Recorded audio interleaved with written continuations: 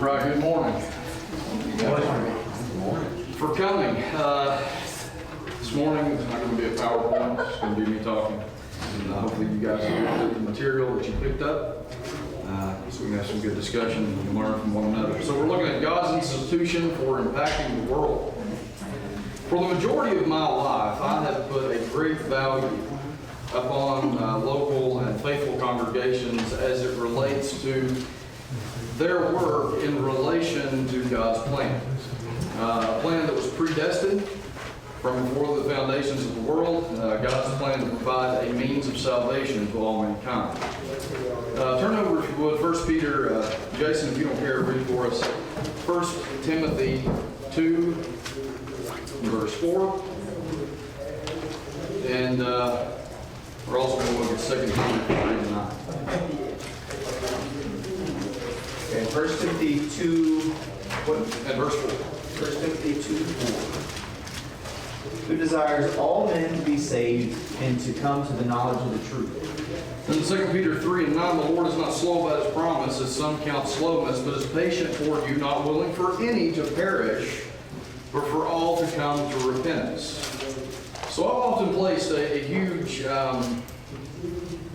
value on the congregation's role in that. And congregations, faithful local congregations, do much as it relates to spreading this message. We have Bible studies, we have scenes, we have VBS, we have gospel meetings.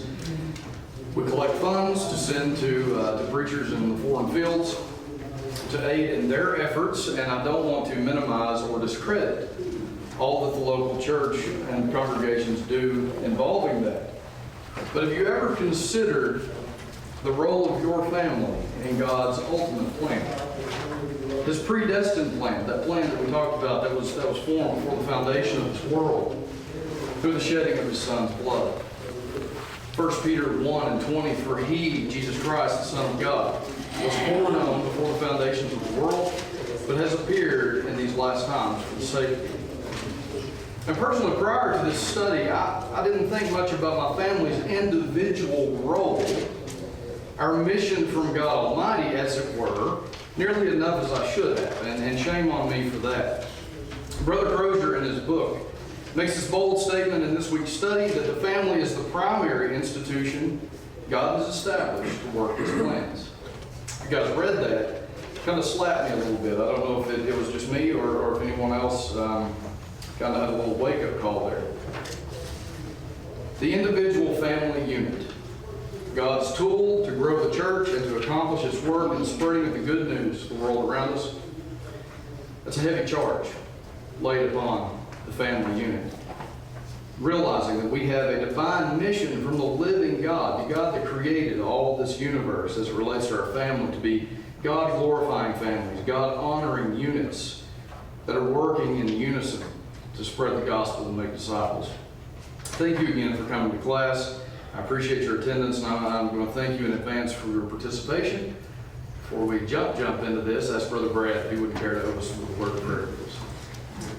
Heavenly Father God, we're so thankful for this opportunity we have to come together to study about you and what you expect of us and how we should be looking after our families, after our own individual houses, to teach and encourage our children to be soldiers for your cause, and God help us to be engaged this morning and forget about the cares of the world and be attentive to the things that Bryan has prepared and give him a good remembrance of those things. And God be with us always, and be with those who have lost loved ones lately and those who are dealing with physical issues of many kinds, Lord. And those who are dealing with spiritual issues as well. Help us always look for ways we can serve, where we can help, and forget where to fail you, Lord. In Christ's name we pray. Amen. Thank you very much. Welcome, guys. I think so often whenever we think about our family units, we tend to run through the check boxes as it relates to our spiritual life. You know, we went to church. My kids finished their Bible school work. It was on the way to the building, but we got it done, right? We sacrificed for the Lord. We come every day to VBS. We missed football on practice on Wednesday because Johnny needs to know that when the church assembles, we assemble, right? But what's little Johnny being taught Monday, Tuesday, Thursday, Friday? What's he being taught outside the church doors? What's he being taught within the family unit? Does anybody have anything before we, I have a bad habit, I'm sorry guys, I look around and don't look up. So if you have anything to interject, please interrupt me, that is perfectly fine. But one thing that must exist within our family unit is, in that term, family unit, we must indeed be an actual unit. What does that mean to you guys? To be a unit. Team. A team. Okay? To be a team, to be a unit. We work in the same direction. Working in the same direction. We have to be. If we're a unit, if we're a team, we have to be going in the same direction. We must have a plan. Common mission and worldview. Common mission and worldview. Very good. We're living in a time and in a society where personal goals, personal development, individuality, and the whole you do, you boo, right, mentality is king. Unique, to be unique and be your own person is hip, right? Families are more separated today in this society and in this time, I think, than we ever have been. I may be wrong. Maybe I think every generation may have said that at some point. But we all have our own phones. We all have our own tablets. We have our PlayStations. We have our Xbox. Every bedroom typically has a living room. It has a TV. The living room has a TV. And we can spend a whole week at home, and we never have really a need to see each other or to spend quality time with one another, with our families as that single unit, because everybody's busy doing their own thing. You know, we can send messages via Alexa app to the other members in their own bedrooms of when dinner's going to be ready, or better yet, when the pizza's going to be delivered, right? And I think for me and for us, if we think that everyone doing their own thing is a good thing, I think we need to change our way of thinking. God Almighty, who created this universe and everything in it, He didn't snap His fingers and create a civilization to populate the earth, did He? He could have, but instead, what did He do? Created a family. He created a family. A man and wife, Adam and Eve, Genesis 1, chapters 1 through 2.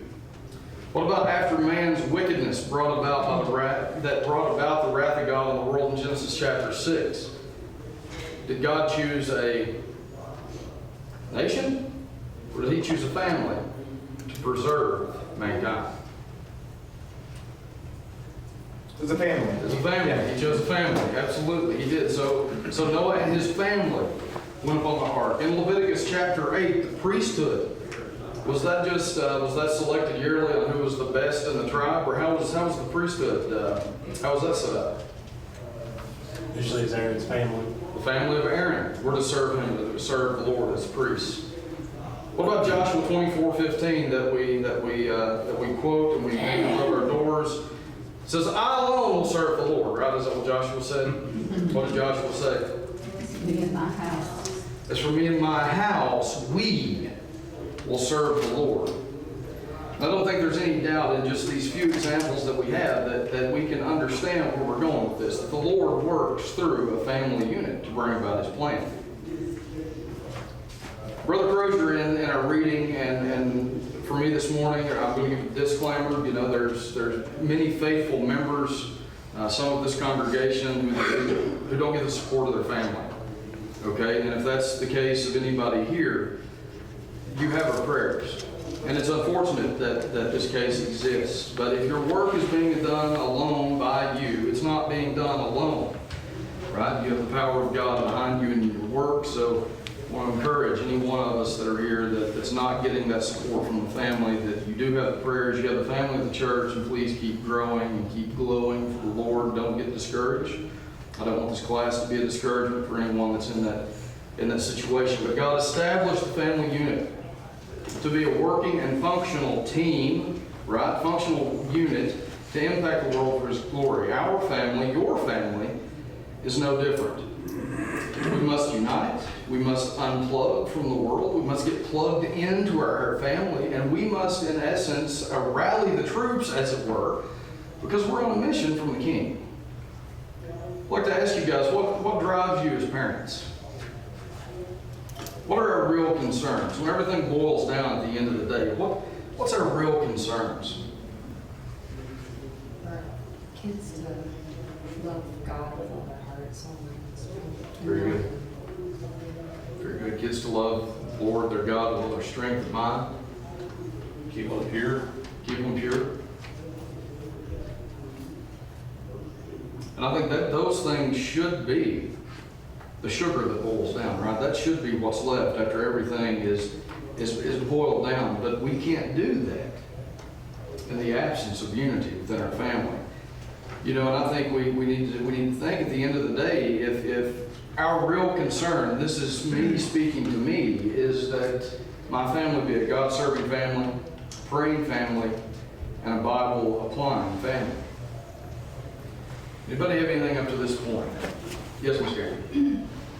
Before we adopted Sophie and our oldest child had fallen away, I got very discouraged. And I didn't want to bring another child into, she was already there. Sophie was already born and everything, but I just didn't know if we were ready to bring another child into our family. We have two very faithful children that are married and faithful. And my brother, I said, the world is so evil, and he told me there's nothing new under the sun. It's been evil throughout. There was always a remnant. And that we can bring a child into our family because there's still a remnant of God, God's people, faithful people. So we can't be discouraged because there is nothing new under the sun. Everything that we think, oh, this world is so evil right now, it's been evil throughout. If you go into the Old Testament and read, one generation has fallen away, but then maybe two generations or the next generation, the king came and he was faithful, and it said that that generation was faithful. So we can't say that this time, this age and time is the worst it's ever been. It's really not. Absolutely. So we have to keep that in mind as we're raising our children. There's nothing new under the sun. And as I said, it's I think every generation has probably said what we've said this morning, Right. What we're talking about. And as you pointed out, it's not as bad as it has been. It's not as good as it should be. Right. Right. So we have to be, and I think that's a lot of the responsibility on our family to be that remnant, to show, to show Christ through our families' lives, through what we do, how we impact the world around us. Very good. Thank you for your comment. And I just want everyone to realize, you can be as faithful as you can be, bring your kids to church, do everything, not have all the TVs and the games and all that, and raise each one individually to know and love the Lord. But in the end, when they become adults, they have to make their own decisions. And, no matter, you can't beat yourself up because, you can do everything you can do right. And in the end, they are the ones that have to have the Lord in their heart. They have to make that their own faith. And that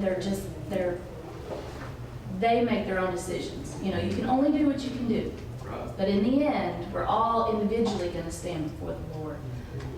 And even if you lose, you can't give up on any child that you have that falls away. But they make their own decision. Free will reigns supreme. Oh, that's right. And you have to remember that. Yeah, and that's something we need to take from our And Heavenly it's Father's hard. playbook. He allows us to make our own free will decisions. That's right. And we have to understand is, we've not got to the point of adult children yet. I think that's going to be tough, and we're going to need, I'm sure, advice and assistance and help and encouragement along the way. I think all of us will have young kids right now. So thank you very much. I think that's, you think that it's hard when they're little, it's harder when they're adults and away from you. Very good. Very good. Anybody have anything else? Okay, very good. With the distractions, there are a lot of distractions. There are distractions for all of us. And it's easy to get off track and off pattern. Brother Crozier identified in a reading that we so often become more concerned with keeping our family safe from impacting. I'm sorry, excuse me, let me read this 12 times here. We become more concerned about keeping our families safe from the impact of the world instead of how our families should be impacting the world. Did that hit home with anyone? Many of us in this congregation, we choose to homeschool our children. No offense to the public school teachers, I appreciate what you do very much. There are children in this world, and there are coworkers you work with that need you as examples. They need your light. I'm not minimizing that. I appreciate everything that you guys do, okay? But many in this congregation choose to homeschool. Some choose not to have TVs. Some choose not to allow their children to have tablets, or they strictly monitor the internet and things of that nature. But what is our motivation for doing that? What is my motivation in homeschooling my children? Has that ever come into play in our minds? Shamefully enough, with me, it was to keep the impact of the world away, right? I never considered, what the role was going to be for my children for impacting the world. Anybody have anything on that?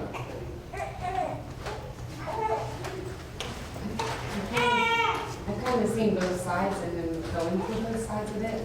I'm taught in public schools up until this past December, and I always talk to my kids about school being a place for them to shine their light. And I remember at 6 being amazed at their understanding of that, like when they were getting ready to go off to kindergarten, and just you have free will. Are you going to listen to God's voice or Satan's voice? And just really letting them know that there is this spiritual warfare out there. And at the time, I'm like, they're not going to understand any of this. But it's surprising how much they actually innately understand of that. And the awesome discussions that we were able to have that we wouldn't have had if they were in public school. Right. But I'm also now, this past spring and everything, got to live the homeschool side of it, and it was amazing how much Bible study we were able to have. We had nightly family church when they were in public school, but it's just so many authentic discussions we can have in the moment, especially being remote. I can even call him out and be like, hey, do you have time to join this discussion with us? Great. And so that's been incredible. Right. So I'm like, and maybe it doesn't have to be just, one or the other, because we saw them getting involved in sports and another place where we can have the same talks we had in the public schools. So it's interesting to be able to see kind of this. Very good. And I think that goes back to you guys trying to set a foundation with your children. It's if they went to kindergarten and if you had never talked to them about spiritual matters prior to that, do you think we would have had the same type of conversation and understanding that you had at that kindergarten age? So that's kind of where I'm going. You guys were laying that foundation. Okay, I got it. That's wonderful. Family unit. Welcome. We're taking our path to church. Great to see you guys.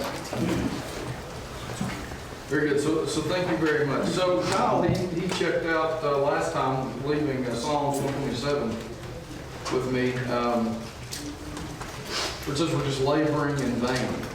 I want to hear from you guys on this. It says, if God in His glory, as Psalms 127 identifies, if that is not the reason for everything we're doing.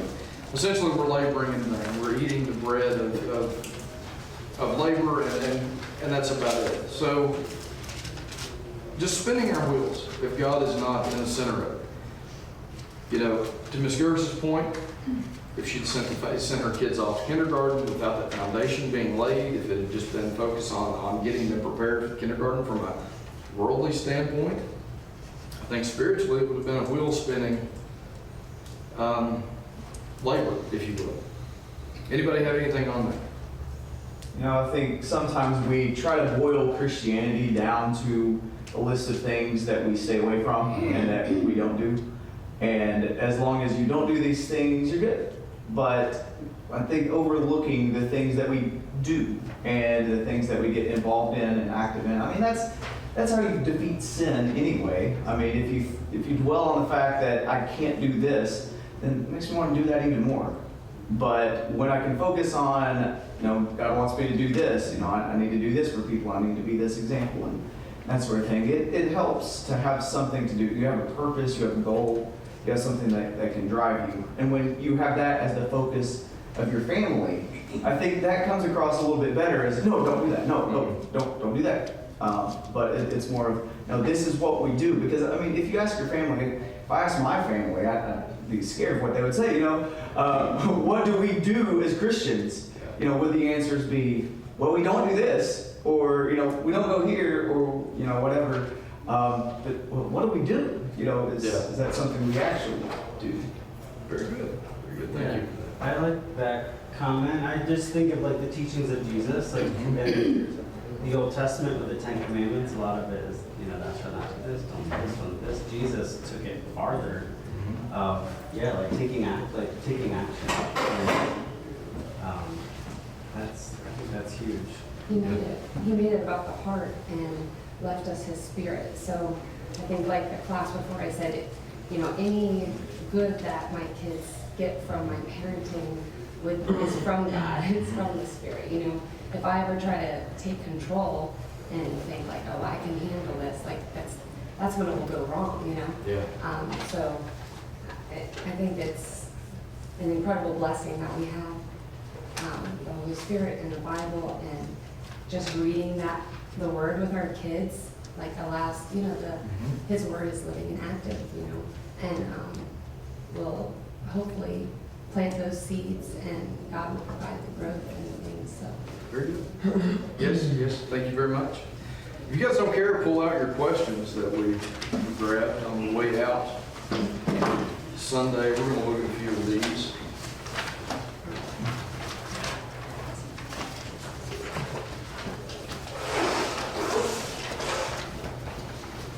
So who can give me, what did you guys find on the biblical examples of families that God used to impact the world? And what was their impact on those around them?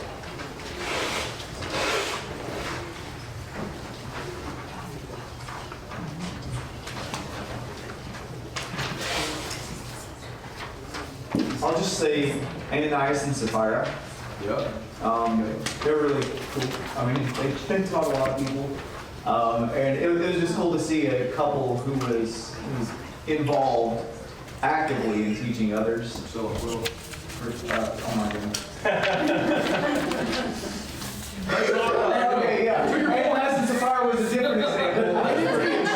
They taught, don't do that. Like I was saying before. No, it shouldn't be. Right. Very good. Very good. Acts chapter 18, Priscilla and Aquila.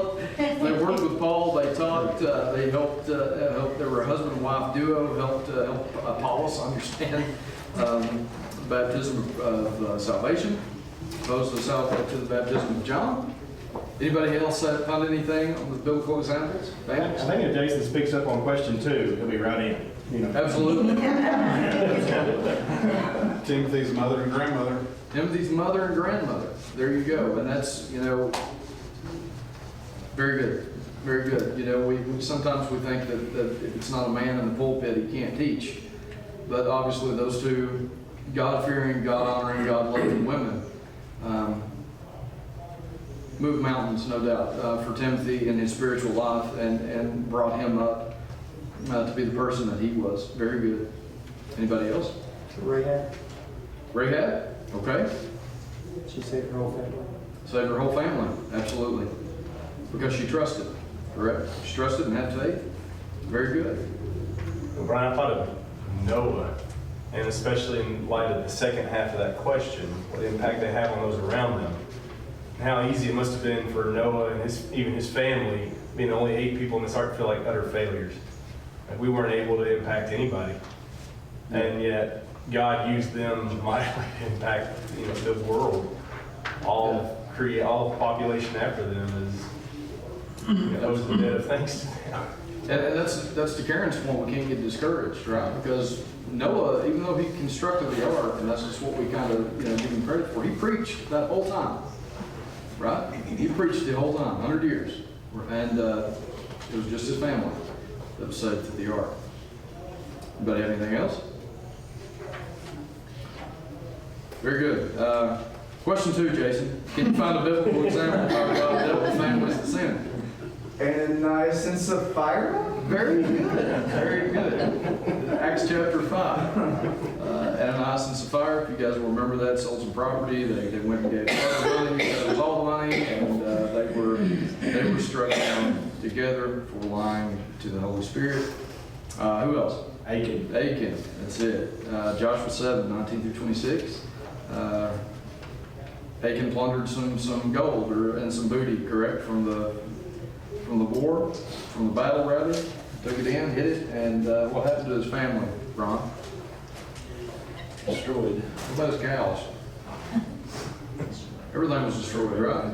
Everything. Anybody have anything else? Dothan, Abiram, and those who were swallowed by the earth with all their families. Yeah, absolutely. Why do you think God would punish a family as a single unit? We see a lot of this Old Testament, but what do you guys think? When we were talking about Achan, we kind of wondered if maybe the fact that the whole family, everything was destroyed, maybe implied that the family knew what was going on Possibly. and didn't step in to say, hey, you've done something really wrong, we don't need to do this. I don't know if there's any way we'll ever know that, but maybe some way they were involved in the sin as well. Very good. Is there anything else? Well, I think there's a lot of pictures of God destroying large groups of people that make us kind of squirm when we read them, make us uncomfortable to think about. And one thing to remember is that God is just. He's got a picture of what's going on that's a lot better than my picture. Whether I be thousands of years separated or right there in that moment, He knows better than I what's going on. But in those early pictures of the Bible, over and over again, something that's being emphasized is the holiness of the people. When they go into the land and they're told to exterminate the occupants of this land, it was to keep the people holy, to keep them pure, not to allow. And the picture is a picture over and over again of what sin does in a people. If you leave remnants of sin within your life, in a group of people, it like leaven spreads and grows. I think we see that in these family pictures as well. That you might say, well, just the father sinned, just the son sinned, but that over and over again, God is using those early pictures to illustrate to us the great effect and the great damage that sin has on a family. Very good. Very good. And Brian, did the fathers that didn't cross over and get to go in the promised land, or the people who are worshiping while, with Aaron, worshiping the golden calf, do you think every single one of them was worshiping? But were they saying anything against it? Even the quiet ones that all these people that got punished, they didn't do something. They didn't. They were tolerant. They were tolerant, or they were just too scared to say anything, or what? That just like you get lumped in. That's why God calls out these special people. It's not because they didn't follow them. It's because they stood out and said, I'm going to serve God. Which is, why Joshua, that's a comment you made earlier about Joshua. How many people was he saying that in the face of? That me and my house are going to serve the Lord. How many people were, that had to be a scary comment at the time. And he was surrounded by people who were not ready to follow God right then. And he was saying, you do what you want, here's what we're going to do. And I think he said that because he knew that's also what his wife and his children would have been representing at the time. So I think it's a step to follow. It's not just I'm not going to do wrong. Very good. Yeah, thank you, Ms. Karen. That's why we have to be, I'm going to bring it forward to today. Okay, yes, please. And within our own families, that's why we have to be careful how we treat family members that have fallen away, or, have, made decisions to go to, and not be as faithful as they should, because a little leaven leavens the whole lump. And I know in this day and time, we've known faithful families, when they do lose a child to the world, there be an acceptance because they have to show them love to try to bring them back. But we have to be careful, because that leaven can come into the whole family. Right. I don't want to say, you have to make your own decision. Yes, ma'am. I think you need to teach, but I think you need to separate from, but that's my opinion. You need to separate from that child, because that leaven, can really damage the faithful one. So I think you have to be, I don't know if I'm saying it correctly, and it is my opinion. You do have to be careful how you treat that wayward family member. It doesn't have to be a child, it can be a brother, it can be a sister, it can be a parent. You have to be careful, because their worldly views can come in and cause the whole family unit, Absolutely, and there's a lot of times older siblings are very influential over their younger siblings. The father of the household is very influential over everything that the household does.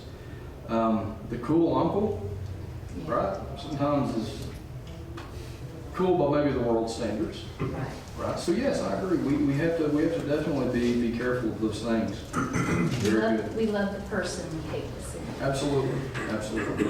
Very good. Very good. Thank you so much. Yes, sir. Have you guys discussed Eli, the high priest's sons? I would love to.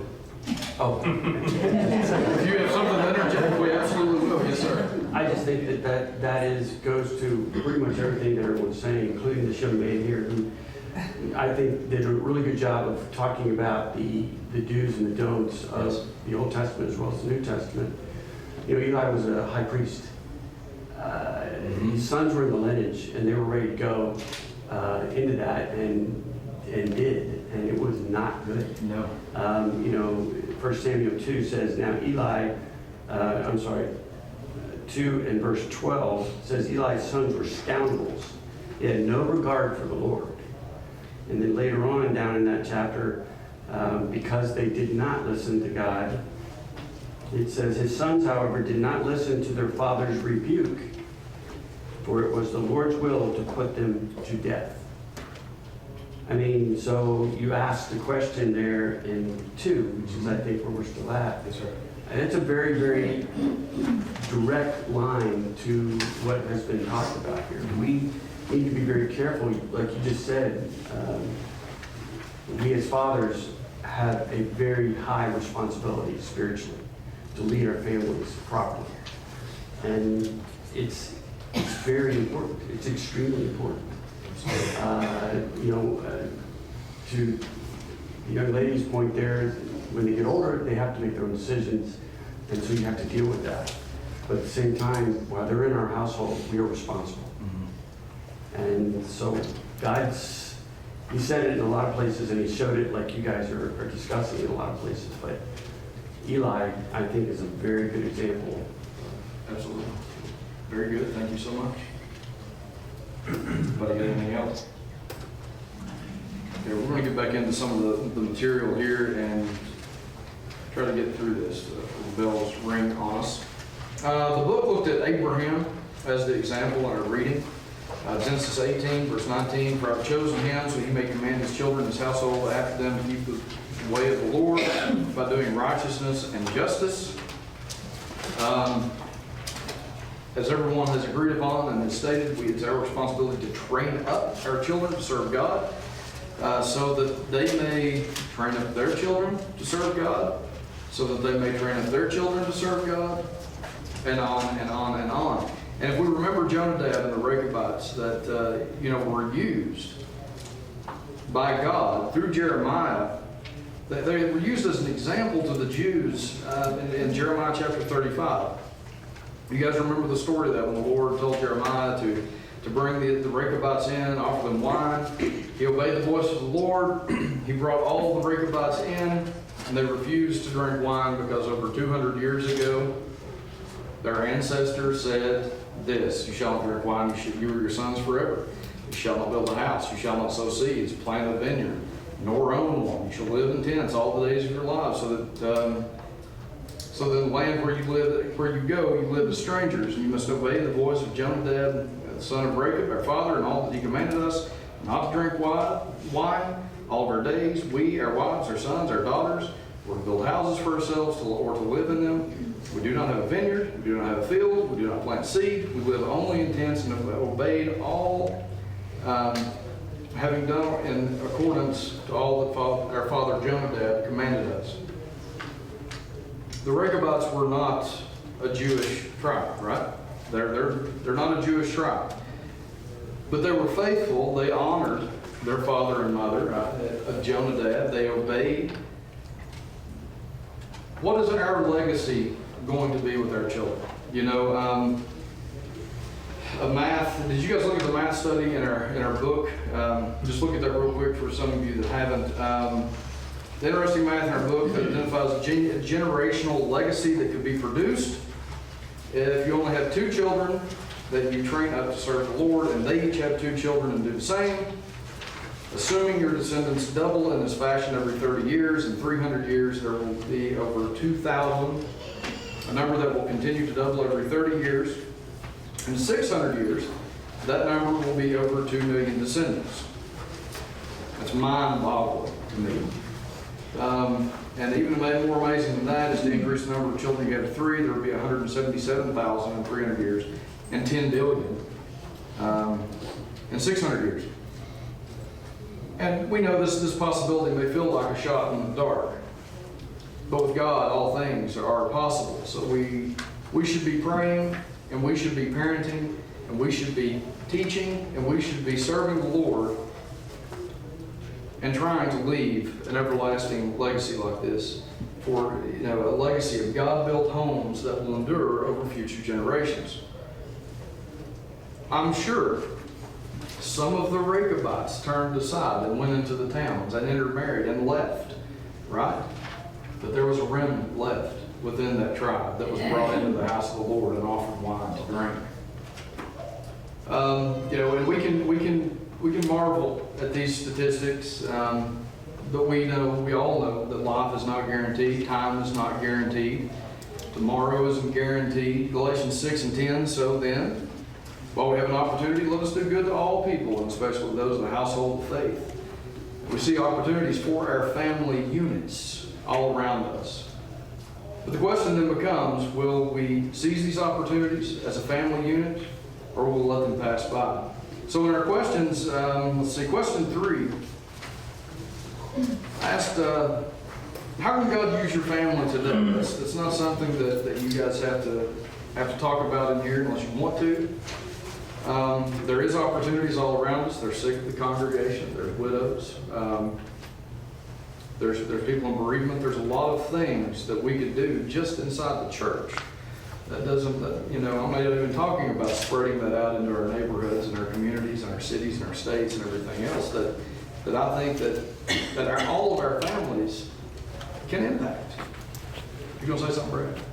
Well, You look like you want to. I was on there's thousands of examples of opportunities we can do to impact, and I think maybe sometimes we can get to a point where I did this is enough. There's got to be a balance. I got to do more. I've done this, and we can't compare to what others have done. All you can do is focus on what you and your family impact you did to Miss Bill, But there are literally thousands of opportunities you can impact, encourage, and help. Absolutely, no shortage of opportunities. Sorry. I was just going to say consistency. Consistency is that in a world of noise, being consistent always with your children, it's tough and it's exhausting. And it goes back to that first question we started class with, homeschool or public school. I think either way doesn't matter. but the discussions need to occur at home consistently. At least the discussions of what has the world, what kind of influences are out there. Because as we formulate our opinions early and start to think for ourselves, I feel like we have a stronger chance of fighting against it, fighting against the circumstances that we're going to encounter with our friends potentially, co-workers especially, and definitely teachers in academia. No offense to teachers. It just gets really bad at college level, like really, really bad. Yeah. So Very good. starting that conversation young is important, and being consistent is a great thing we can do for our families, and talk about it early and often. Very good. I like your point, and to Ms. Annie's point as well. Homeschool or public school, are we having those conversations with the kids of what we expect for them? Yeah. If you are in homeschool, we're doing this so we can leave at 10 a.m. to go take Miss Layla some food. We're doing this so we can have more opportunities as a family to do things to impact the church. Same thing on the public school level. This is what we have chosen, but this is the foundations we put in our children and the word of the Lord in their heart before they ever get to preschool, before they ever get to kindergarten.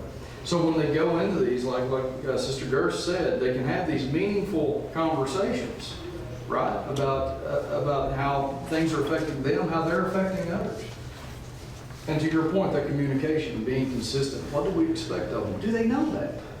Does our families know what, and I'm talking to the fathers mostly here, do they know what we expect from them? I need to work on my communication.